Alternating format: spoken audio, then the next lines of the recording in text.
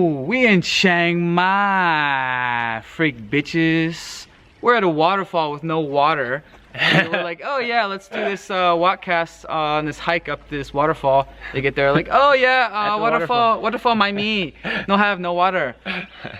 This is Ian. I met him a couple weeks ago at CrossFit, and he is from Freedom Podcasting. You need to check out his channel, subscribe to it. He's also got his travel vlog channel. Let's start walking. All right. So yesterday during CrossFit, we're talking about what books we've been reading.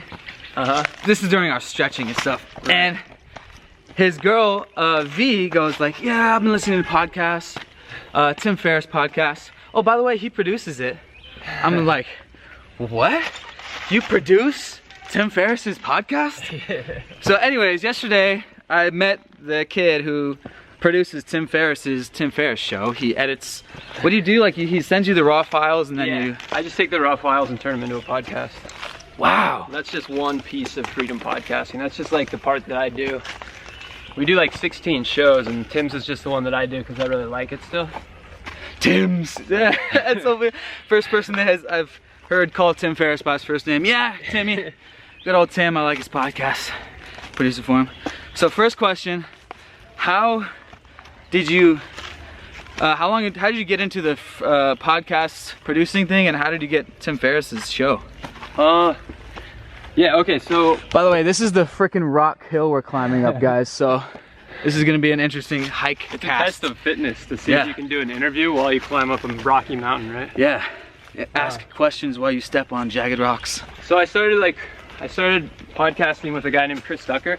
He had an internship where Chris Tucker, you could go to the Philippines and help him produce some stuff. And so I helped him produce a podcast. And then he introduced me to Lewis Howes.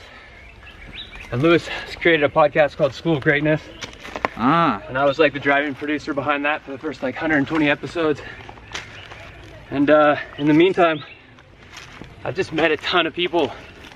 And so we've got like 16 shows now. Lewis introduced me to Tim. I helped Tim launch. Timmy! And then, yeah. So how long ago was this? Started in about 2011. Okay, like 5 years ago. Yeah. Before the Tim Ferriss podcast. Did they go across this little bridge here? Yeah. Okay. Cool little bridge. Isn't it beautiful up here? So you met the guy, who's the guy, Lewis, that he knew Tim Ferriss? Yeah. How did he know Tim Ferriss? Tim was a guest on Lewis's show, and they're both in similar space. Like. School of Greatness? Yeah, have you heard of that one? It sounds familiar. Maybe Tim Ferriss has talked about it. It's a pretty famous podcast. It's usually in the top 20 in the health section. Oh, wow. Yeah. Okay, so you produce. This is so fun. This is hilarious. It's just like we're talking like we would normally. I wish there was some water here. I know. Look at this. Last time I was here last year. Usually you're wading through water. This was all waterfall. Shh. I think they shut down the waterfall so there'd be no background noise for us. Yeah, that's great. For this Workcast. I think that's why they did it. Now we're gonna go up this fucking hill right here. What if I like put it like this for a second? Okay. So, okay, that's good. That's crazy. Have you ever met Tim Ferriss in person? No, I've never met most of the people that we work with in person. It's not really important. Yeah, right? It's definitely not. I'm really respectful. I try to be really respectful of their time. You know, like these people are super busy. Usually the people that work with us, they have a lot of time drags, and they hire us because we take care of a bunch of stuff for them without them having to think about it at all, which is a big deal for busy people. So, like Tim Ferriss. Yeah. Ironically, the 4-hour work week guy, he's super busy. Anyways, I could go on a rant about that. But Tim Ferriss doesn't work 4 hours a week. That's not the point, okay? The point is he does what he wants. And he doesn't answer to anybody. Okay? Right, exactly. Because like the idea of the 4-hour work week is just about maximizing your time so that you can do other things. Yeah, exactly. So, like a podcast, like that's what he likes doing. Yeah. And writing books and shit. And blogs. Like, yeah, anything. Yeah, exactly. Whenever you catch yourself, like in Freedom Podcasting, I've noticed that that's a big deal with the way that we run the business, is whenever you catch yourself doing something repetitive. And this is something that happened that I read from a J.D. Rockefeller book. Oh shit. It was one of his things was like, if during Standard Oil you find yourself doing something again and again, your job is to hire somebody to do it for you so you can kick up your feet and think about ways to make the company better. Nice. That's kind of like the way we do things at Freedom Podcasting. So like even on our internal stuff, I try to incentivize everybody to, you know, not do work. They're still responsible for making sure that it gets done, but not being personally the person to do it. Yeah, don't be doing all that busy work. Yeah. Once you've mastered it, outsource it. Yeah. So tell me, Freedom Podcasting, like exactly what you do, okay? He sends you raw audio files, and then so you upload it to iTunes and everything? Yeah. Put the little commercial or the little sound bites in there, intro, outro? Yeah, you just master it, do all the audio stuff. We like level it, and then you write a really good blog post. That's one of the things at Freedom Podcasting that's a lot different than a lot of other production companies. Is we don't just do the audio, we make like really good you know, web assets in the back end of it. Okay. So you can go to the web page, and there's a reason to go from the podcast to the web page, because of making that transition is really important. People visiting your website? And if you want to grow a business using podcasting. Definitely. Okay. A lot of podcasts have the thing where nobody's ever gone to the website of where they serve it from, you know? Yeah, you got to bring them to your website so you can get their email or whatever you're doing. Yeah. Nice. And it can also be an asset if you're talking to somebody about something specific. Like say they want to know something specific about like sleep health. You're talking to a sleep expert and they're like, oh, I can't remember what that was. Well, if it's time-stamped on an hour-long podcast, then your website becomes the asset that serves that information in like a timely, efficient way. Nice. So that's what we try to focus on. Optimizing podcasts. Okay. So you told me this yesterday, but I should put my podcast on iTunes. Probably a good idea, probably not the hardest thing to do. So I was gonna do it last night, but you know, I'm always gonna do stuff. It's a few hour project for sure. Okay, for sure. You want to rip all your audio off YouTube? Yeah. And then you need to upload it to podcast hosting, because it probably, your shared hosting will probably crash if you serve a podcast off of it. Okay. And but yeah, then you just submit the RSS feed to all the platforms, not just iTunes, but iTunes is the most important one. Yep. So, okay, we're coming out to this little area here. Let's go back. Let's go back to day one. Ian, where are you from? And did you go to college? And how did you like discover the digital nomad lifestyle? How did you get to be out here in Chiang Mai with this random dude right now? I grew up in Reno, Nevada. I went to high school and college there. And then when I graduated, I had a few opportunities to get normal like 9-to-5 jobs, but I wanted to travel for a bit afterwards. Of course. And so I got a job as a tour guide. Whoa, I toured nice. around the United States, which was pretty cool. I would take 15 passenger Ford vans full of like just random people. Like tourists, they just would pay to go on a road trip, right? Yeah. And so I'd take them around the United States. That's interesting. A whole United States road trip tour? Yeah, I did like a bunch of different tours. One was from San Francisco to LA, where we would go through, we go like Yosemite and Las Vegas, and and then another one was the East Coast, where we'd do like Boston, New York. So I just spent 7 days driving around showing like foreigners the United States. It was like paid road trips. In these big like trucks? Big trucks, yeah. Wow. F-350, 13 passenger vans. Wow. And then I got a job working in, oh, we do have some water. Oh, we have this little pond that looks like it's filled with green, mysterious stuff. Is Chris gonna jump in? Yeah. No, it's disgusting. Why wouldn't I? Oh yeah, that's I don't like know if you should jump in on this. it's pretty green. It's just a bunch of like shit. No, it's algae. It's cleansing for the skin. Just like getting AIDS is good for the body, right? Good for the immune system. This is so Good beautiful. practice for it. Yeah. Yeah, look at this place right now. This is usually all water, so it's kind of Yeah, you can't walk cool. up this one. There's water here. it's very slippery. And so then I just got after that was like a seasonal job, right? So you did that for like how many years after college? Oh, like one season. I just Okay. did like eight or 9 of those trips, and then I just it was seasonal, so it was over because the winter was coming to the U.S. Yeah. And so then I just went to Australia on a working holiday visa. I learned to surf. I lived in a van and just surfed. All right, That was really fun. Sweet. Like I surfed every day for like 3 months. Woo! All right, it still is slippery. You see that? Really smooth the way you held the camera. And Oh, it's gonna be as smooth as a baby's bottom. And so I picked fruit for a while. I worked on a cattle station for 3 months, like a 500,000 acre cattle station. Okay. And then I met Veronica afterwards, after I did all those jobs. And we did some traveling together. We went to like Bali, and then we went to Hawaii, and then we got married, but she left to go to her friend's wedding, and then she couldn't get back into the country. She couldn't get back into She couldn't get back America. into the US, yeah. Oh. And so we were married, and she couldn't be in my country, and I would have to go through a big visa thing to be in hers. Yeah. And so what we did was we just kind of decided to live on the road together.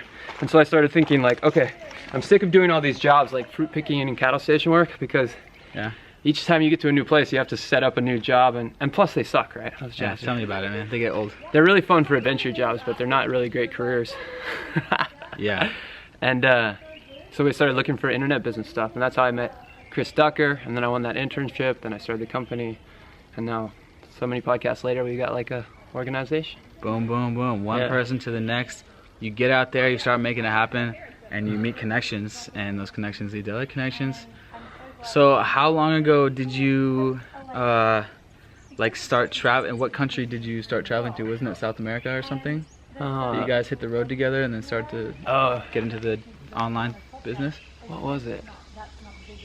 Well, no, then I moved to Australia, and then what did we do? Okay, we went to Costa Rica, Nicaragua, then we went up to Canada for another wedding, and then we went back to Nevada, and then we went to the Dominican Republic, and we lived there for 3 months, and then we took a boat to Puerto Rico.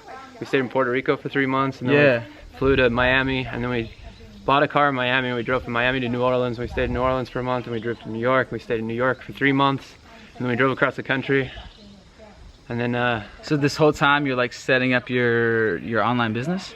But yeah, you Like, just this is when you're getting to the online thing? Oh no, this time it's already like scaling, and we're like got people. Because when we got our people working on it, like Jonah and Annie are making shows in the background. So what we would do is just drive like 6 hours during the day, and then work like 6 hours at night, sleep for 3 or 4, and then get up and do it again. Beast. So it was really fun though. So I'm sure. So your podcast, freedom podcasting thing, that was your first like online gig, first online business? Yeah, I tried to do a bunch of affiliate stuff, and so you tried some stuff and you kind of ditched it? Yeah, I mean, it just never worked. The thing that worked so well about freedom podcasting is I got paid to start doing it right away. Because you met the because the guys who wanted me to do it, they needed the jobs done, and so I was doing it like kind of as a freelancer for the first like maybe year or two, and then after a while I was too busy to keep doing all those projects, and so it became like, do I tell people I can't work with them, or do I, productize it, like do what I'm doing and just show people exactly how to do it, and then get them to do it, and then keep it all in the company, and that's what happened. So now it's like a big company, and we run all the services that I used to do, but I've just kind of like taught people how to do what I do. Oh, okay. Yeah. So like, so you basically hiring them to do it for you. Yeah. So okay, they for you, scaling it. So I want to ask, were you a 4-hour workweek fan before this? Before your online biz? Yeah, I think I did. I read that book, and then that's when I started doing it. When I started thinking that I should have something online that I should do. Yeah, right. Because you're moving around, you're traveling, you're in Australia, and then you're like, wait, shit, we can't live in either place together. Maybe we can just live in other countries and work, but how do we work? You had already seen the 4-hour work week, so you're like, well. Yeah. Boom, right there, the whole book about traveling, working online. So yeah, that's good. I was like, I remember reading that book and then thinking that was cool. The one that I thought affected me the most was Derek Sivers' book. It's called Anything You Want. Have you read that one? No. It's really good. That one's my favorite one about building a business. Get anything you want. Tim's is a lot about like outsourcing and like, but he uses thing. He says like outsourcing to India as if it's unimportant who the people are that are doing your work. It's just like there's sort of a disassociation there. Whereas Derek talks about it in a way that's like, you can make your company the way that you want it to. And that's really the genesis of freedom podcasting. Freedom podcasting isn't quite so much of a 4-hour workweek business. Because when I think about 4-hour workweek businesses, I think about like automation and like autoresponders and split testing ads and that kind of thing. That's like the split Tim Ferriss type business model. Having your product and and so it's product more as a service. And Richard Branson's book was super good. Have you read Losing My Virginity? No. That one's one of the most important ones ever, because he talks about how he started his business while he was like living on a houseboat in England, and everybody thinks Richard Branson was rich most of his life, but it's like not true. Like he just sold Virgin Records right before the record industry tanked, so he kind of got really lucky in a lot of ways. Yeah, I think I saw that documentary, living on a houseboat in London and shit. But yeah, so you're a big book reader. You're obviously still reading a book right now. Yeah. Not so much as a big book reader, but I wanted to verify and confirm that the 4-hour work week, that's how you kind of discovered digital nomad lifestyle, because pretty much everyone that I've interviewed and talked to out here, it comes from the 4-hour work week, as far as sparking your mind in the sense of, oh, people do work online and travel at the same time. It's 4-hour work week is the Bible in digital nomad world. Yeah, so it really targeted that sense of like geo arbitrage, which is what we're doing here, right? That was one of the big topics there. Living in inexpensive places, but we still like work for people in New York, so you kind of get that, making big money but living in inexpensive places. So who do you work for? Is this within the podcasting gig, or? Well, I don't know. Outside that. Work for, like, because we make the podcast for people. Work with. Yeah, I don't know. It's kind of weird. So it's just a mutual. We have a lot of clients. Yeah. And, like, we've got clients in Australia, in Europe, and in New York and Los Angeles. So podcasting is a big thing. It's a very big thing now, especially like I'm not a huge book reader. I never have been, so I'm not ashamed of it ever since a kid. But I like listening to podcasts, and it's blowing up. So that's a perfect gig you're in. You're mixing, mastering, optimizing podcasts for people. Maybe I need to get this guy to do my podcast. Hey, maybe we could do that. So you started your, I saw your YouTube channel. Tell people about that. What's your YouTube channel about? And where do you see that going, and why are you doing it? The YouTube channel is like just a lot of fun. It's a depiction of our lives. It's like a kind of a memory book for me in a way. Yeah, exactly. But at the same time, I'm like cultivating the skill of storytelling. Like, so for the last, ever since we left New Orleans, we've been making a movie about our trip everywhere along the way. And you can see like this arc of my capacity to make good stories on YouTube. And so like the New Orleans one's kind of bad, and then this most recent one I think is really good. It's only like 2 minutes and 50 seconds, and it's really sharp. And so I just wanted to develop that skill set. It just seemed really interesting to me. Yeah, that's pretty much the same thing as me. I bought this Canon G7X, same one that you have, like the day before on a credit card before I moved back out to Southeast Asia, to Vietnam, and really glad I got it, just because I want to capture traveling, because it's so interesting. Yeah. Obviously we both have the travel bug, that's a given. 4-hour work week mindset. Chiang Mai, how did you, now you're here, you've been here what, like a month now? Yeah. How did you discover Chiang Mai? Could be an obvious answer. And what do you think about Chiang Mai? Because I was here like 8 months last year. Really? What do you think about it? I think it's really cool. It's got no ocean. I really like oceans. I was staying in a place called Cabarete in the Dominican Republic. I think that could be one.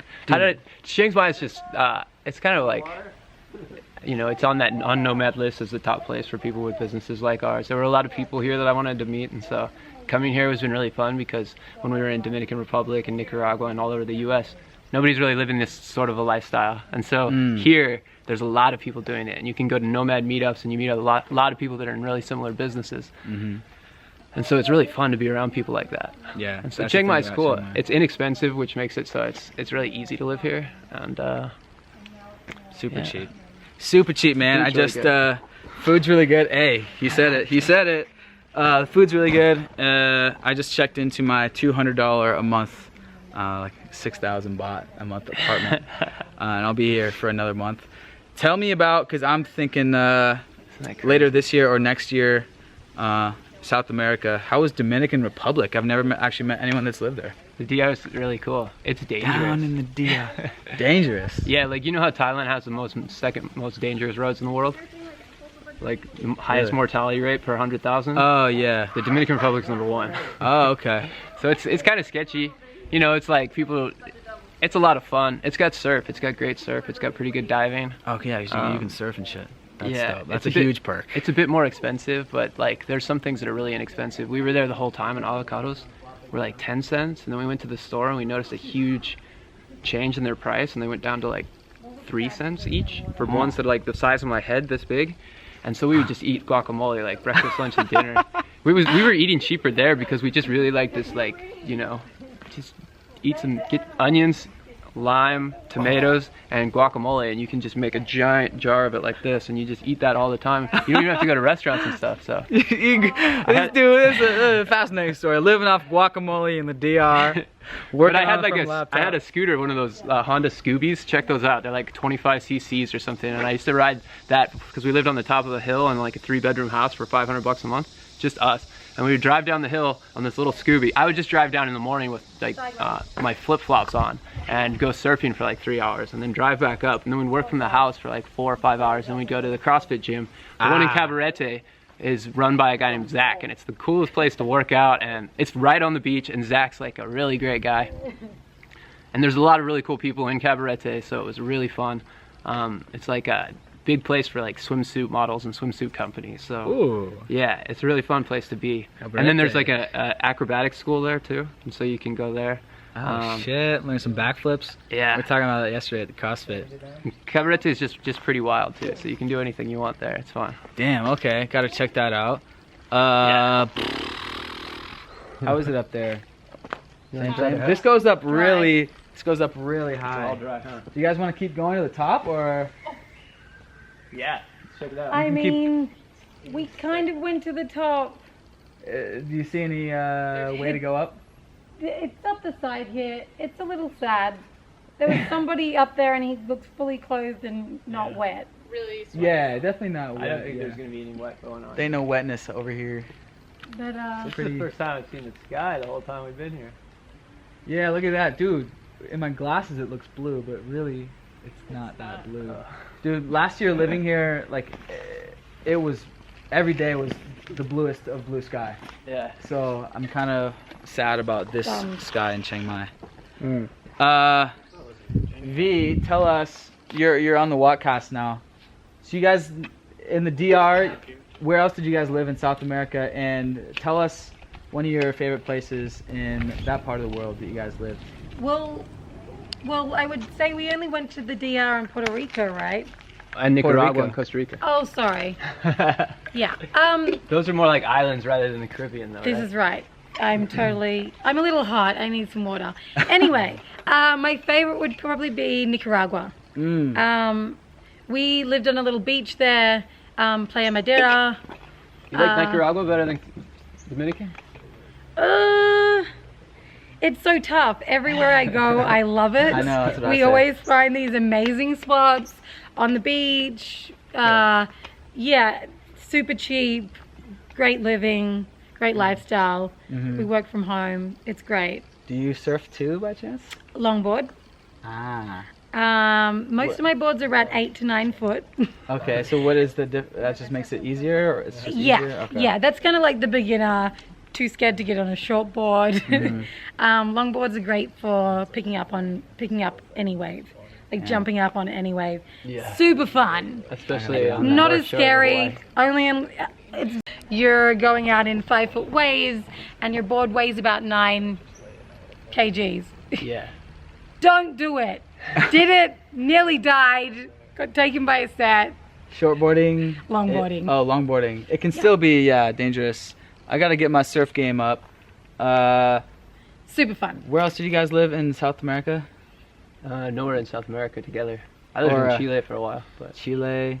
that's a really good spot too. You can ski and snowboard in the same day. Oh, okay. I gotta do that. I heard you can do that in Hawaii as well. Maybe, but it's not gonna be On like the Chile. big It could be island. good in Chile, whereas in Hawaii it's just gonna be Did a you- stunt. if did go you to do it? Big Island. No. I went skiing there, and then I went like swimming in the ocean, but never in the same day. Why did you guys choose like South America, that part of the world, over Asia, Southeast Asia first? Was it? It was the Tim close. Ferriss, It or- was close. We only had 6 months that time. to be out of the country because of my green card. So we did 3 months in. Oh no, that was another time. It was well. These guys have been some places. Okay, we did a short stint. Okay, we went to Costa Rica for your best friend's wedding. And then we had a short amount of time till it was my sister's wedding in Canada. So we had like 6 months to play, or it was a bit of a shorter trip. And so we didn't want to come all the way to Asia. So we did Australia, and then that's why we came to Asia, did Thailand for 3 months before going back to the States again. Yeah. So where were you in Thailand before? You weren't here? We were in Australia. In Australia. We did. And then where did you stay in Thailand? We came here for a month, on the and then beaches? we went down to Koh Lanta for a month. Koh Lanta For a month. We're in Phuket and Bangkok. I think that's about it. Yeah. We kind of slow traveled. We went by land down to Koh Lanta, and then we flew back from Phuket to Bangkok, and then flew again. Anywhere From else Bangkok back in to Southeast Asia you guys have been? Just I Thailand? have. Oh yeah, we've been to Bali. We lived in Bali for a month. I've been to Bali about 5 times as an Aussie. That's like. Everyone goes there. It's like, like they're Hawaii, us Exactly. Americans. Yeah. It's the Costa Rica. Bali is to Australia what Costa Rica is to America. Yeah. Very similar. Okay. Costa Rica, gotta hit that up too, man. See, next year is like my South America year. There's Central America, the Caribbean, and then South America. South America is Venezuela and down. Okay. Yeah. So anywhere Yeah. over there. Yeah. I'm thinking about. There's a lot of digital nomads in Medellin, Colombia. Yeah. Have you guys been to Colombia? No. We're going on the Nomad cruise though. Yeah. Tell us about the. Hold on. Before we get into that, V, are you in the same business as him, or do you have your own thing, or you're kind of doing the same freedom podcasting? Yeah. You guys are working together on it. Exactly. She drives it. She drives it. Okay, and then they told me yesterday that next week they're going on this digital nomad cruise Yeah, next month. next month. Yeah. What is that? What is that all about again? So every year the ships have to go from the north in the Mediterranean. They need to go down to the Caribbean to avoid the winter in the north, right? And so on the way back, they take these trips from like Colombia to the Mediterranean, and they're inexpensive because nobody wants to go on them, but they need to get the boats up there. So they're like on the way back. And so for people like digital nomads who have a lot of time freedom and location freedom, you can jump on the boat and go back. And we get these really inexpensive 13-day cruises from Colombia to Portugal, and so we're gonna get on that one. Did they just start out last year? Is this the second year? You can sign up for this if you get this up soon. Like you can go to loveaffairtravel.com/nomad. Wait, you guys are putting this on? No, we're not No. putting it on, but Oh. I became friends because I interviewed the guy who puts it on, and he set up like a discount. So if you go to there, you can get a discount on it, and you should sign up right now because it leaves in like a month. This guy. It leaves in like a month, so it's like. Ooh. Okay. It'd be such a great way. There's gonna be a lot of people that have internet businesses there. A lot of people with time freedom. How many people about you think? 150 to 200. Yeah, but they can handle 600, so we can have a lot more. Hey, let's load it up, It people. looks like the Titanic. It's And then you're in gonna be Portugal. amazing. Portugal's a You guys great both. place. You got Yeah. surf and you've got beaches, and it's pretty inexpensive to live in Portugal. So it goes from Chile to Colombia to Colombia. Portugal. Yeah, Uh-huh. Cartagena. And- Cartagena. Yeah. And it stops in St. Martin for the day. Ah, Saint Martin. Oh, there was a girl. Saint Martin is that a country? Saint Martin. It's Or- It's an island. island in the Netherlands. Okay, there was a girl in CrossFit the other day. The big, huge black girl. Oh yeah. And she was from there. Oh, cool. Saint Martin. I Yeah. remember that girl. She's from there. CrossFit Saint Martin. We Huge, should strong say girl. something to her. We Oh gotta my talk to her. god, huge CrossFitter girl from Saint Martin was in there the We other day. remember her. But yeah, I can get this up. I mean, it's gonna be like one take, this whole thing, this beautiful podcast, Walkcast, third one I've done. So, are you guys gonna stay in Portugal after that, and where do you guys see yourself going? We'll go back. We'll go back to the US and we're spending the rest of the year there. We're not sure which. It's because of visa issues, though. Like- Otherwise, I would love to. You stay have in to live Portugal. there. I'm Okay, going for my that's the deal. citizenship, Okay, 'cause you're so Australian. we'll okay. be doing the rest of the year there. Yeah. Spending time in California, Nevada, maybe New York, a couple of spots. Yes. Yeah. Location independence. Somewhere in America. Isn't it somewhere in America? Maybe Texas, maybe Austin, Texas. Yeah, check out Austin. You know, that Maybe place is Texas. popping, I It's on the hear. list. Maybe New Orleans. Maybe Seattle. Maybe Portland. Yeah. Chicago. Check out Seattle. I'll be there in July for a little bit, visiting Seattle. visiting homes. Yeah, we don't live at home now. We visit our homes. Yeah. you know? Isn't it amazing? Location independence. I mean, it was a dream for me only 2 years ago. Yeah. And it's every day I'm just like, I can't believe that it's real, that, you know, a couple months from now I don't know where I'm going to be living. Same Yeah. with you guys. I mean, Well, it's going to be in America. You're like, maybe Seattle, maybe New York. Yeah. It's just so cool that we can do it in this generation. Do you find that it's more expensive for you to live in Seattle or live on like travel most of the time? It's way Like, more do you spend expensive more in money? Seattle, man. I spend Right. I spend $1,000 a month here living in Chiang Mai, Southeast Asia. You know, I've been in Saigon the last 6 months, and at home I Seattle, spend $3,000-4,000. Yeah. Oh, especially in Asia. Yeah. Oh, So Southeast good. Asia. Oh, so cheap, man. Yeah. So cheap. I have a video where I Snapchatted everything I ate for a month and the price, and the average price for a meal was like $2.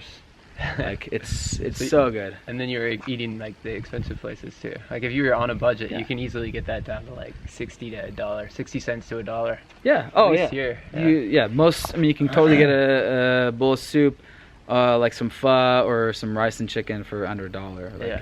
It's so amazing that we're doing this, and main reason I like doing these podcast interviews is just so people can meet us virtually. But when I moved out to Chiang Mai, I had no online business. I just came to this conference just to see what people were doing. Which one? The Dropship Lifestyle Conference. It Oh, was cool. October 2014. So a bunch of us are still here doing it.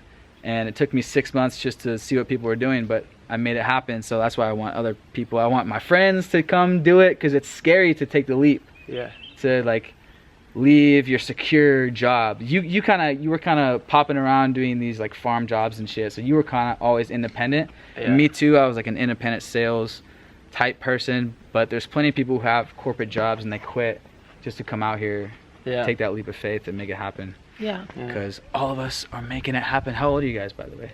31. 31? Well, you guys look like you're 26 my age.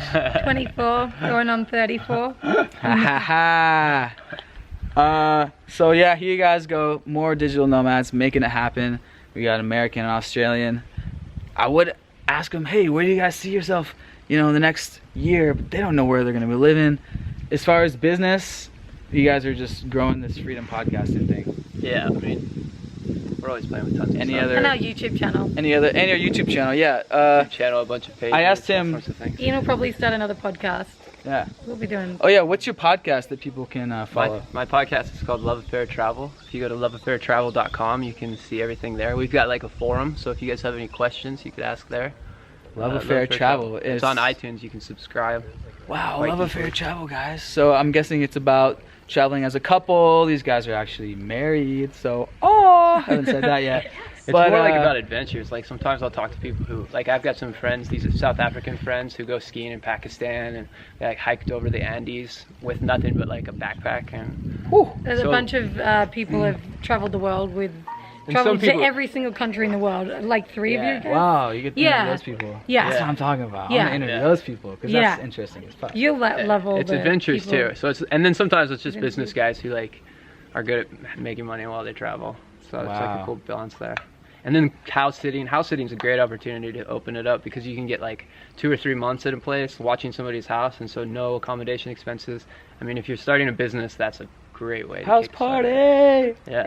You just have to take care of dogs. It's great. Wow. Yeah. See, there are so many options of traveling and working remotely. I just don't want anyone to come up with any more excuses, guys. No more excuses, okay? Go to loveaffairtravel.com and listen to their podcast. Subscribe to these guys' YouTube channel, Ian Robinson, and Veronica. yeah, and Veronica Well, actually, Robinson. Ian Robinson. Ian Robinson. Is Ian the Robinson is the YouTube channel. We got Veronica Robinson as well, and it's hot. Let's go do an extremely hard workout. All right. Yeah. Goodbye, guys. Thank you for High five. listening. See ya.